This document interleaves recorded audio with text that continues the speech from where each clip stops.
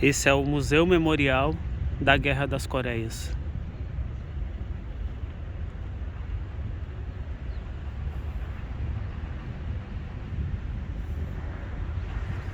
Nesse vídeo eu vou mostrar o museu, a parte externa a princípio, e falar sobre a Guerra das Coreias. Esse monumento é uma espada de bronze. Ela representa o espírito de luta na guerra, espírito de luta dos coreanos. E ela também tem essas gravuras que são a árvore da vida das pessoas que morreram e sobreviveram na guerra. Esse museu ele fica aqui em Seul, na Coreia do Sul, e ele foi criado para que os coreanos pudessem relembrar esse momento tão triste da história das Coreias. Não só os coreanos, mas que o mundo também soubesse desse momento tão triste que foi a Guerra das Coreias. Ou seja, nação contra nação.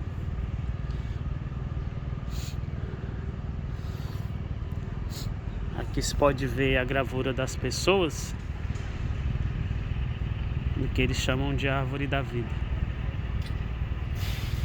Justamente com a espada, que significa o espírito de luta que eles tiveram na guerra, durante a guerra.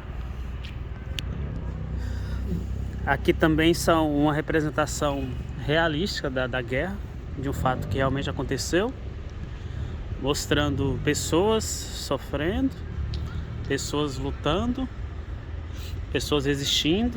Aqui um senhor idoso, uma senhora idosa também, uma jovem mulher que também lutou na guerra, segurando uma arma, e ela também lutou na guerra. E aí são pessoas, cidadãos, atrás de soldados. São soldados que lutaram para proteger os coreanos durante a guerra. Então ambos os lados tinham pessoas comuns do lado de soldados que estavam lutando para proteger o seu lado. São dois lados dessas estátuas, um representando o sul e outro representando o norte. E o soldado com a criancinha no colo. Essa estátua ela é baseada em fatos reais, que realmente aconteceu, fatos históricos, dos cidadãos atrás dos soldados. Uma criança também, duas crianças, uma menina e um menino,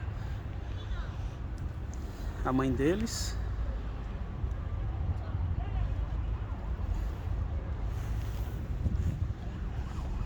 Então, ambos os lados, os cidadãos sofreram e ficaram atrás dos soldados para tentar se proteger um pouco. E a guerra ela é sempre assim.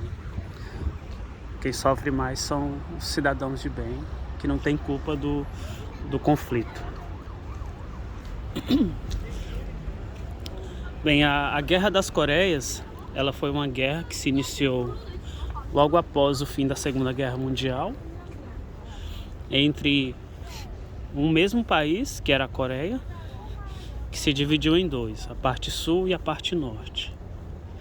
Mas para entender melhor esse conflito da Guerra das Coreias, é importante voltar um pouco até 1910.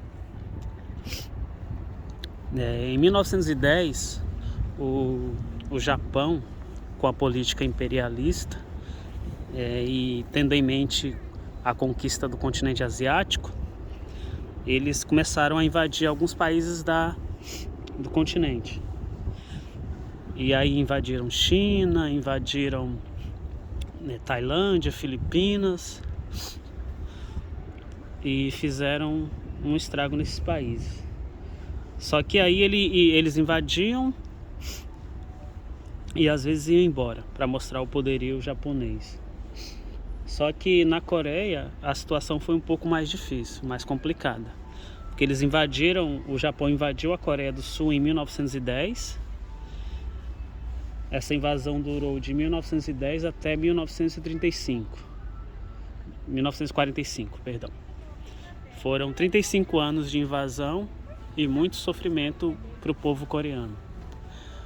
o Japão invadiu a Coreia, e aí a partir daí, no primeiro momento, muitos coreanos foram mortos, principalmente homens, mas não só homens, mulheres e crianças também, justamente como tática. Quando você invade um país, os homens geralmente, pelo menos até naquela época, era a força que defendia o país. Só que a Coreia, ela sempre foi um país muito pacifista, desde os primórdios, muito pacifista, não voltado para a guerra, e o exército que eles tinham era um exército simples, um exército de camponeses, tinham até militares, mas militares não tão armados assim para enfrentar uma guerra. Militares apenas para defender as coisas simples do país, manter a ordem em algumas situações, mas um país tipicamente pacífico, bem tranquilo, não voltado para a guerra como era o Japão, por exemplo, naquela época. E aí, nisso, quando a Coreia foi invadida, ela não tinha nenhum poderio militar, porque ela nunca imaginou ser invadida e nunca se preparou para isso. E aí o Japão invadiu a Coreia e trouxe muito sofrimento para o povo coreano durante 35 anos. A princípio, o Japão ele quis implantar a sua cultura no Japão, o seu modo de vida, e tentou de várias formas excluir a cultura coreana. Os coreanos eles foram proibidos de falar a língua deles e foram obrigados a aprender a língua japonesa. E há uma diferença bem grande entre a língua japonesa e a língua coreana. A língua coreana ela tem um pouco de origem no mandarim, que é a língua chinesa, falada na China. Só que há uma diferença bem grande. Apenas a origem no mandarim, só que a própria língua, totalmente diferente hoje em dia. Em termos de comparação, pode-se dizer que do coreano para o chinês há uns 30% de semelhança, e do coreano para o japonês uns 20%. Seria como comparar o português do Brasil com o português de Portugal. Eu acredito que para o português de Portugal, o nosso português ele deva ter uns 30% de semelhança. E aí é uma língua bem diferente. Língua diferente, cultura diferente. Embora um pouco semelhante na aparência, são nações completamente diferentes. Japoneses, coreanos, chineses, filipinos, mongóis, taiwaneses, tailandeses. São populações e povos com línguas diferentes, culturas diferentes, embora semelhantes em alguns aspectos. Porque a origem do povo asiático, ela é desse lado da Ásia, ela tem uma origem própria, mas aqui milênios atrás os povos se separaram. E cada um foi para o seu lado, criou sua própria língua, sua própria cultura. Então essa história que alguns dizem que japoneses, chineses, coreanos, filipinos, mongóis, tailandeses são todos iguais, isso é uma grande mentira. Então, voltando aqui à guerra, os japoneses eles impuseram várias sanções aos coreanos, inclusive a sanção da língua.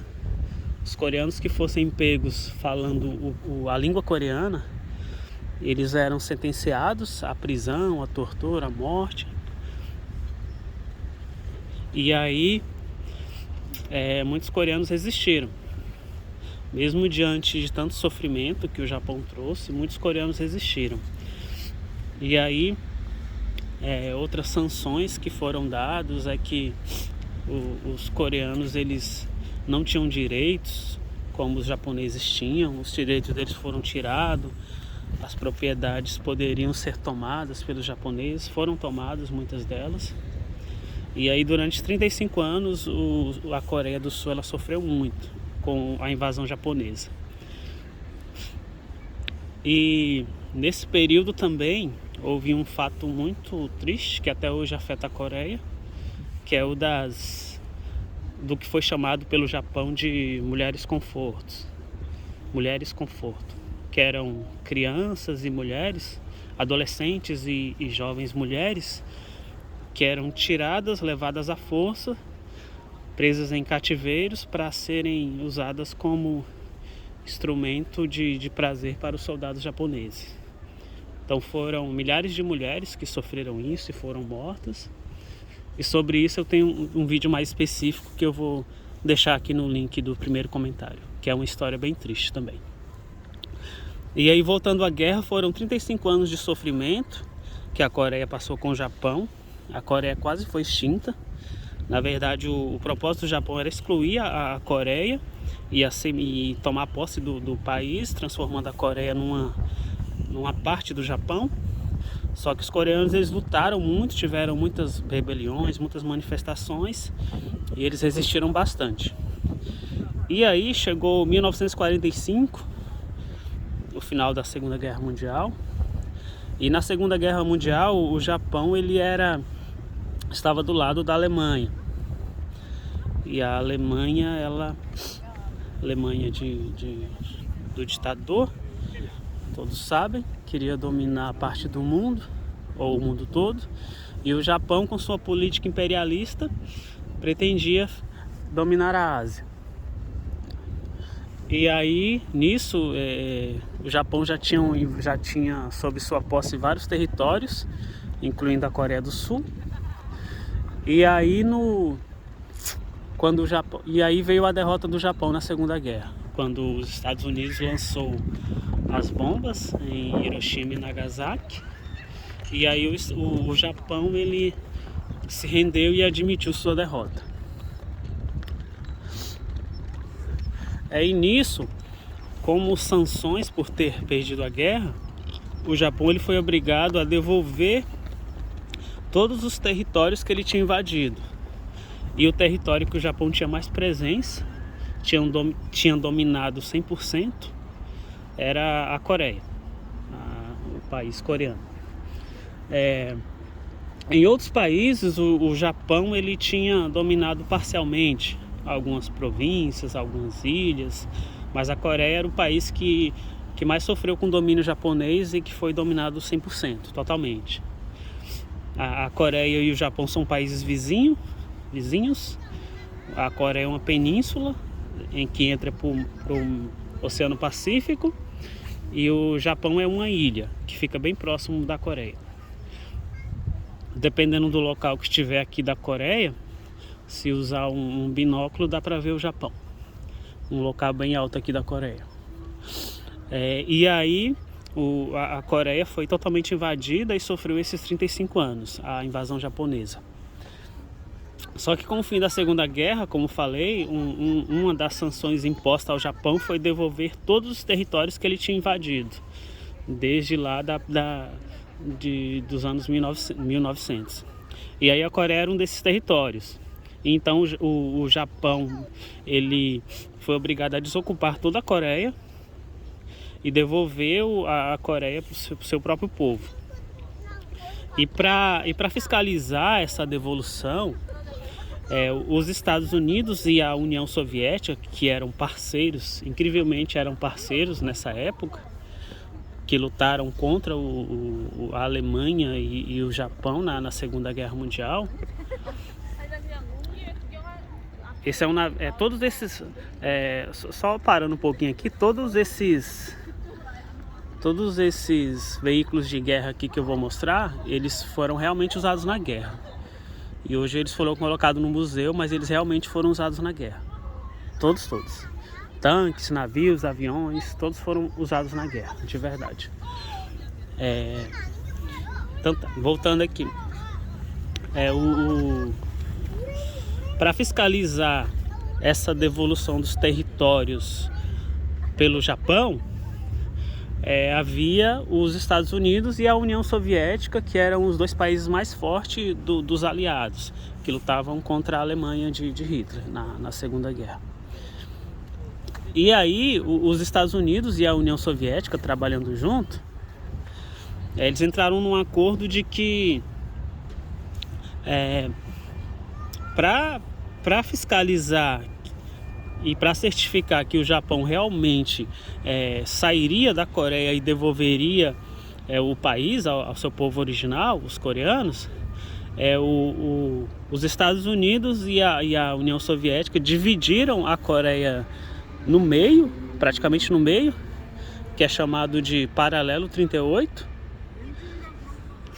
Dividiram a Coreia no meio e entraram num acordo de que o lado sul ficaria sob supervisão dos Estados Unidos para expulsar os japoneses e o lado norte ficaria sob supervisão da União Soviética, que se carregariam de expulsar os japoneses que estavam daquele lado. E só um detalhe, que a União Soviética hoje é a Rússia. A maior parte do território da União Soviética hoje virou a Rússia. E a Rússia também é um país que faz... que é bem pertinho da Coreia. Ela faz divisa com a China, a Rússia faz divisa com a China e a China faz divisa com a Coreia do Norte hoje. E aí, cada país dos aliados, os Estados Unidos e a Rússia, ficaram com uma parte da Coreia para fiscalizar essa retirada do Japão e ajudar um pouco os povos coreanos a se restabelecer. Mas na verdade o principal motivo era expulsar os japoneses e se certificar de que eles não permaneceriam na Coreia. E aí eles dividiram esse país no meio e cada um ficou de um lado. E aí os Estados Unidos expulsou os japoneses que ainda faltavam e voltou para o seu país.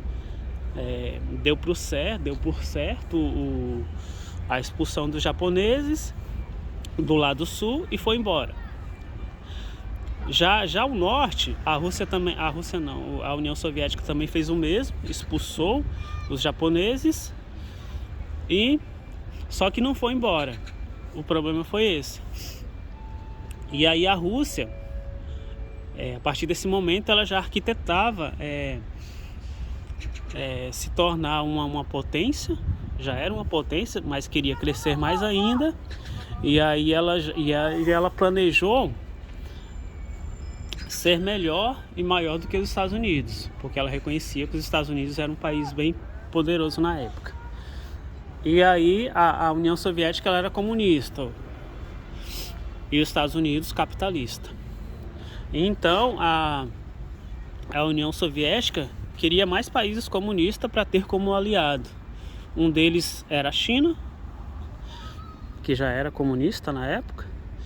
E ele queria que o norte, a Coreia do Norte, ele queria que a Coreia também se tornasse um país comunista e que não fosse alimentada pelo capitalismo dos Estados Unidos. E aí a União Soviética, juntamente com a China, arquitetou para que o norte se tornasse comunista e não fosse influenciado pelo capitalismo dos Estados Unidos. Então, essa separação das Coreias, ela se inicia, na verdade, com o fim da Segunda Guerra Mundial, quando os Estados Unidos e a União Soviética expulsam os japoneses e permanecem na Coreia para certificar de que todo o exército japonês saísse do país coreano. E aí eu tenho para mim que a maior culpa da separação das Coreias é do Japão. Porque se o Japão não tivesse invadido a Coreia, não teria necessidade de interferência dos Estados Unidos e nem da Rússia, da União Soviética. E com isso a Coreia seguiria como um país único, né? Um país unido. Então, para mim, a maior culpada da separação das Coreias é de fato o Japão. Embora tenha tido realmente culpa da União Soviética posteriormente, mas tudo começa lá com a invasão japonesa, lá em 1910. Esse é um avião cargueiro, só parando um pouquinho aqui, que foi usado na guerra, um avião dos Estados Unidos, que tem um emblema. United States Air Force. Força Aérea dos Estados Unidos. Um navio um avião enorme, muito grande mesmo. É um cargueiro. E aí, voltando aqui. Então, Quando houve essa divisão do país em dois, no final da Segunda Guerra, foram instituídos líderes da própria Coreia para acompanhar esse período de transição. Esse período em que os Estados Unidos e a União Soviética iam expulsar os japoneses e fazer uma transição para devolver o país para a Coreia. E aí do lado sul ele teve um líder nomeado pelos Estados Unidos e o lado norte teve um líder nomeado pela União Soviética.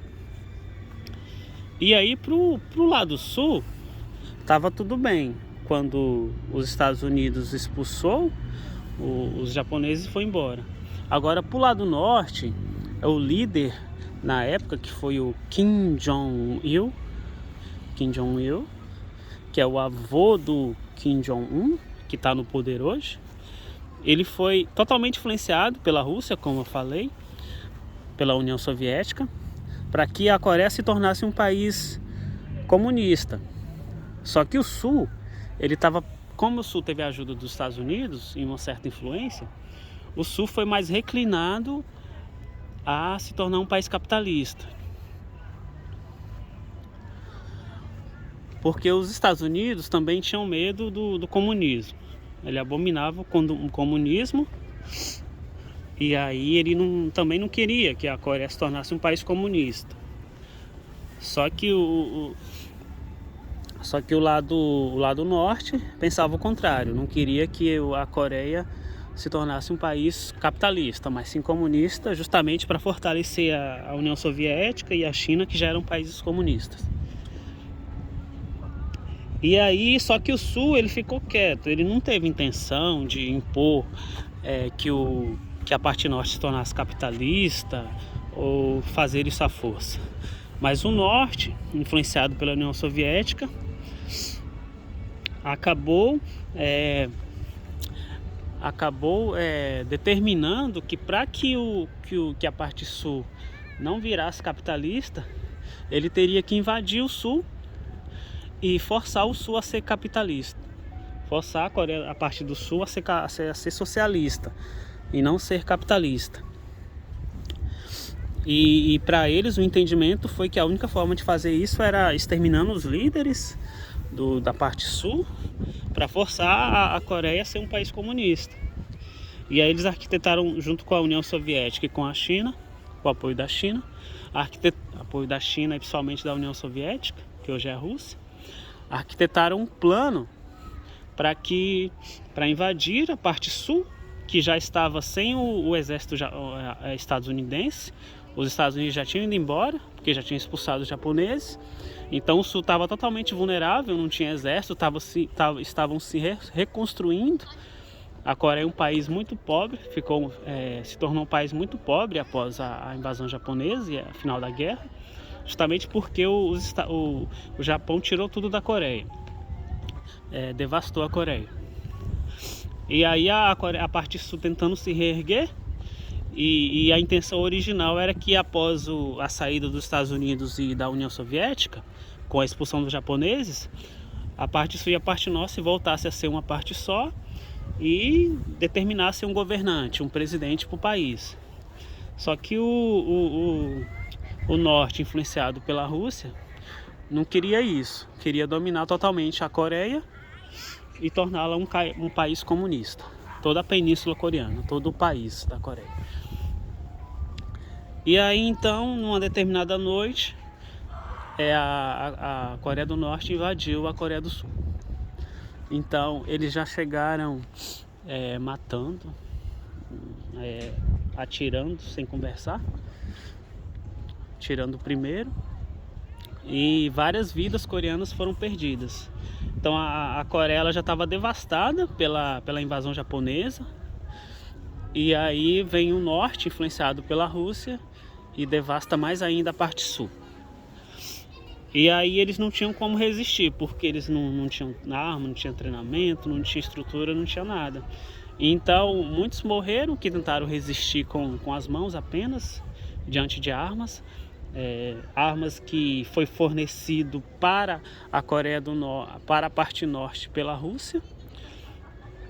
Então a parte norte ela tinha armas que a parte sul não tinha, porque a parte sul não pensou em guerra, apenas a parte norte. E aí a parte sul não resistiu. Muitos morreram e muitos começaram a recuar para a parte do mar aqui da Península Coreana, recuar e fugir. Então eles começaram a recuar, só perdendo muitas vidas pelo exército da Coreia do Norte, armado pelos russos. E aí foram recuando. Então quando eles começaram a invasão por Seul, que é a capital da Coreia, e foram recuando. E aí esse recuo ele foi parar na cidade de Busan. Busan, que é uma cidade marítima aqui da Coreia, que é a última cidade da Península Coreana, que está ligada totalmente com o Oceano Pacífico. Então Busan é a última cidade onde eles poderiam chegar, porque a partir de Busan o único meio de fugir era o mar, não tem mais terra. E aí eles chegaram a Busan, totalmente recuado, quase próximos à derrota, muito próximos à derrota. Isso aqui é uma bomba de um avião bombardeiro, incrível. E aí eles estavam próximos ao fim. Se o exército do norte derrotasse os coreanos que estavam em Busan, já seria o fim. Já seria o total domínio da parte sul da Coreia. E aí a Coreia seria da parte norte e um país comunista aliado com a Rússia e a China. E aí nesse momento que eles estavam em Busan, os Estados Unidos ficou sabendo da guerra, da invasão, e não concordou com a invasão. E também, por interesse próprio, os Estados Unidos não queriam mais um país comunista, porque os Estados Unidos é contra totalmente o comunismo, já era desde aquela época.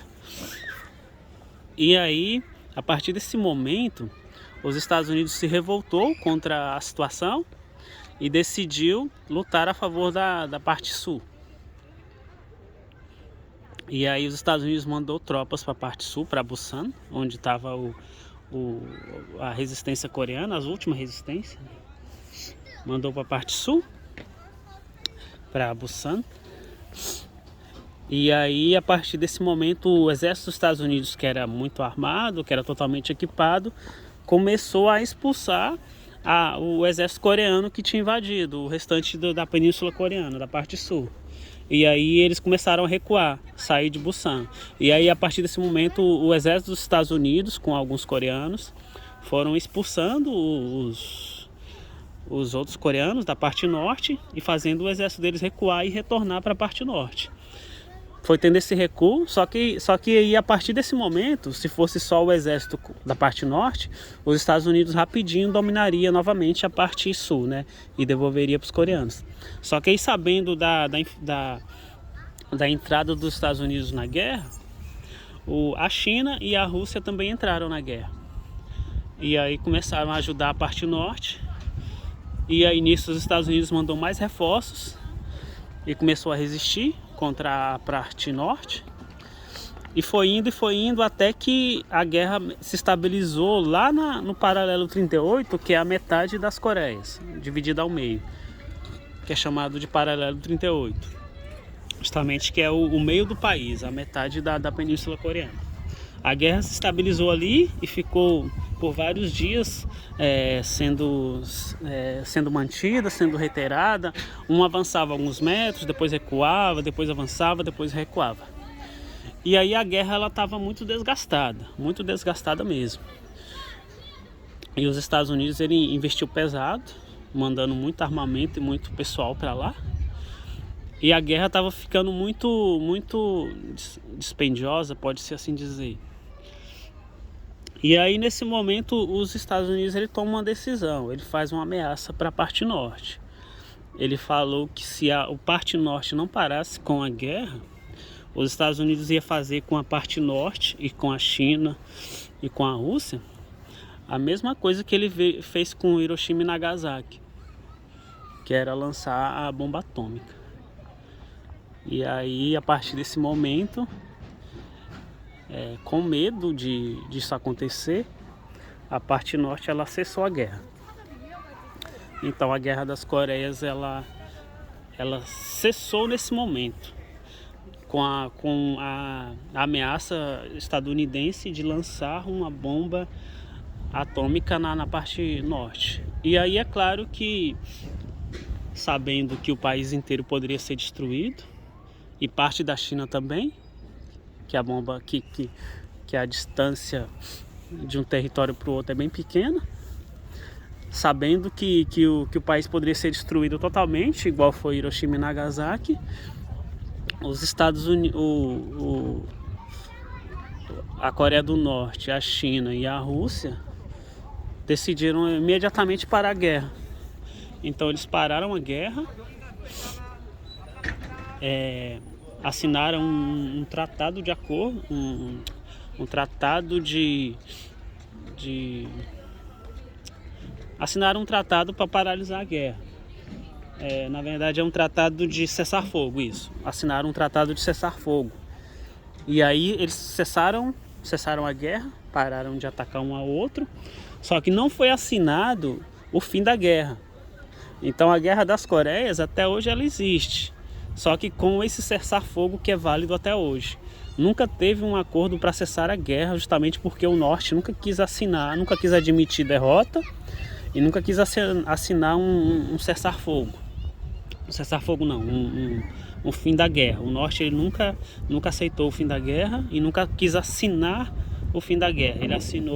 Ele concordou com o cessar-fogo diante dessa ameaça dos Estados Unidos na época, e esse cessar-fogo ele é válido até hoje.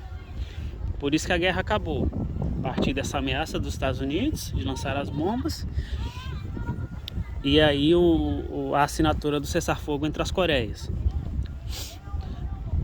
E aí a partir desse cessar-fogo a guerra realmente parou de vez. Pode-se dizer que acabou, embora não oficialmente, a guerra de fato acabou. Só que aí a Coreia a parte sul da Coreia, devastada, e aí nesse acordo eles criaram uma regra, né, que criaram a partir do paralelo 38, que é a divisão das Coreias. Eles criaram a zona desmilitarizada, que é chamada DMZ, do inglês, veio do inglês o termo, então é chamada DMZ, que é Demilitarized Zone, zona desmilitarizada. Então ficou acordado que eles criariam uma faixa de terra, que é a DMZ, uma faixa de terra de 4 km, sendo 2 km para dentro do território sul da Coreia e 2 km dentro do território norte da Coreia. Então foi criada essa zona desmilitarizada, e nessa zona era proibido, totalmente proibido, qualquer tipo de atividade militar. Qualquer tipo de atividade militar, que é justamente um espaço para ter uma proteção para dentro de cada Coreia. Então dentro dessa zona ninguém pode executar ações de guerra, justamente para proteger cada uma das Coreias. E aí criou-se a divisão da Coreia. A parte norte a Coreia do Norte ia ficar com essa parte norte do paralelo 38, e a Coreia do Sul ia ficar com a parte sul, que é para dentro do mar, da Península Coreana. E aí a partir desse momento criou-se a divisão das Coreias, em que reconheceu-se que cada uma seria um país independente e teria suas próprias regras. E a Coreia do Sul, diante da influência e ajuda que teve dos Estados Unidos, aderiu ao capitalismo, e a Coreia do Norte aderiu ao comunismo, justamente pelo apoio fornecido, pela apoio e influência recebido pela União Soviética. Então, a partir desse momento, né, que assinou seu acordo e cessou a guerra, que de fato houve a divisão das Coreias. E aí, um país que era um só, que sofreu por muito tempo, se transformou em 2 países. E muitas pessoas sofreram porque, a partir do momento em que o norte decidiu invadir o sul, havia muitas famílias de um lado e do outro que depois não puderam mais passar para o outro lado. E aí pais ficaram longe dos filhos, marido da esposa, irmão da irmã, etc. Ficaram separados por causa do conflito e nunca mais puderam retornar um para o lado. E aí essa Guerra das Coreias foi traçada entre as duas Coreias justamente por causa de influência ideológica, onde a União Soviética queria impor o comunismo na parte norte e por isso quis forçar isso para a parte sul. Por isso criou-se essa guerra toda entre as duas Coreias, que era um país que tinha tudo para se reerguer e tornar incrível, tanto que o sul se reergueu. O norte ele ainda é bem precário por causa do sistema de governo deles, da forma como eles agem, e aí não se desenvolveu tanto. Mas o sul se desenvolveu de uma forma muito grande, se recuperou muito, pelo menos estruturalmente. O sul se desenvolveu muito, enquanto que o norte ele meio que ficou parado num tempo. Então essa foi a Guerra das Coreias, um conflito travado entre um mesmo país, influenciado pelas ideologias socialistas, comunistas e capitalistas. No final da guerra, o norte meio que ficou isolado, tendo um pouco de ajuda da China e da União Soviética, mas apenas um pouco. Porém o sul, ele pode-se dizer que ele teve a sorte de ter a ajuda dos Estados Unidos. Só que os Estados Unidos, é claro, ele ajudou com interesse próprio, né, de não permitir que o sul fosse influenciado pelo norte e futuramente se tornasse comunista. E aí, lutando contra o comunismo, que era uma política dos Estados Unidos, eles decidiram ajudar o sul para ter o sul do seu lado. E aí os Estados Unidos, a Coreia do Sul, ela é muito grata aos Estados Unidos. Nisso foi algo bom para a Coreia. Os Estados Unidos ele investiu muito dinheiro na Coreia. Na verdade, ele cedeu dinheiro para a Coreia. Ele emprestou dinheiro para a Coreia, milhões, para ajudar a Coreia a se reerguer. E aí a Coreia soube aplicar muito bem esse dinheiro. Na verdade, isso é até outra questão, porque o dinheiro que os Estados Unidos emprestou para a Coreia, ele exigiu que fosse aplicado de uma certa forma. Só que aí o ditador que assumiu a Coreia após a Guerra das Coreias, ele não seguiu nada do que os Estados Unidos pediu. Ele aplicou o dinheiro de outra forma e com isso ele fez a Coreia crescer. Ele foi um dos responsáveis por transformar a Coreia num país de primeiro mundo que é hoje. Mas ele não seguiu o que foi determinado pelos Estados Unidos. E assim, isso foi muito bom para a Coreia. Então hoje os dois países são aliados. Os Estados Unidos ainda está do lado da Coreia, caso aconteça está do lado da Coreia do Sul, caso aconteça algum conflito. E o norte ainda tem um pouco de apoio da Rússia e da China hoje, só que é um país devastado, um país em que o povo sofre. A gente não sabe muito o que acontece lá, mas pelo que a gente sabe, o povo sofre. Só que o problema de alguns sistemas de governo é que o povo sofre, mas os governantes não, né? O governante desfruta de uma vida boa, enquanto que o povo sofre mais. E aí desse lado, a Coreia do Sul, ela se transformou em um país totalmente tecnológico, totalmente avançado. Mas eles ainda têm algumas consequências emocionais da guerra. Principalmente essa questão da história das mulheres, onde o Japão nunca pediu desculpa adequadamente para a Coreia do Sul, para a Coreia na verdade. E aí eles ainda têm algumas consequências que a guerra sempre deixa, somente emocionais. E aí já o norte ele ele declarou totalmente como inimigo o Sul, os Estados Unidos e o Japão, justamente porque o Norte ele nunca aceitou nenhuma desculpa do Japão, nenhum pode-se dizer, nenhum argumento do Japão sobre a invasão, sobre a guerra. E o ressentimento embora tenha ressentimento do Sul contra o Japão, o ressentimento do Norte é muito maior. Justamente porque não teve muito diálogo entre o Norte e o Japão, né? Na verdade, o Norte ele não quer muito diálogo com o Japão, e pelos motivos dele. E aí o Norte tem o Japão como inimigo e os Estados Unidos como muito inimigo por ter ajudado o Sul e ter frustrado os planos do Norte.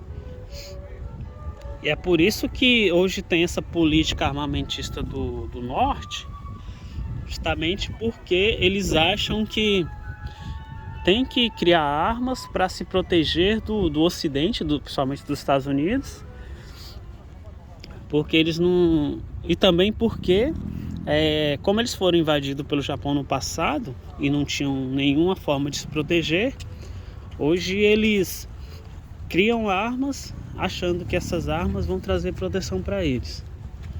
Então, um dos motivos do Norte criar arma é justamente para se proteger caso futuramente eles venham ser invadidos por algum outro país. É uma lógica um pouco estranha, mas que é praticada por todos os países. Ter armas para se proteger. Não é o caminho correto, mas é o caminho que muitos encontram, né? E que muitos acham certo. E aí hoje as Coreias estão separadas. Existe a zona desmilitarizada, que é a divisão das Coreias. Inclusive eu já estive lá, eu vou também deixar o link no comentário fixado, além das mulheres. E aí tem essa zona em que quem está no norte não pode passar para o sul e quem está no sul não pode passar para o norte. E aí os dois países eles seguem sem uma previsão de união. É muito difícil que haja uma união entre os dois países, pelo que a gente vê hoje, a menos que os políticos eles mudem suas mentalidades, para que a Coreia possa voltar a ser um país unido novamente. Até então o que temos são dois países, um país transformado em dois, o mesmo povo, mesma língua, mesma cultura, e dois países separados, mas de uma cultura muito incrível, muito rica, e que se fosse um país só, com certeza a Coreia já estava muito mais avançada do que é. A gente consegue ver pelo espírito de luta deles, pela capacidade de resistência, que é um país muito incrível, que seria muito melhor se estivesse unido. E o meu desejo é que isso possa acontecer no futuro, mas depende dos políticos, né?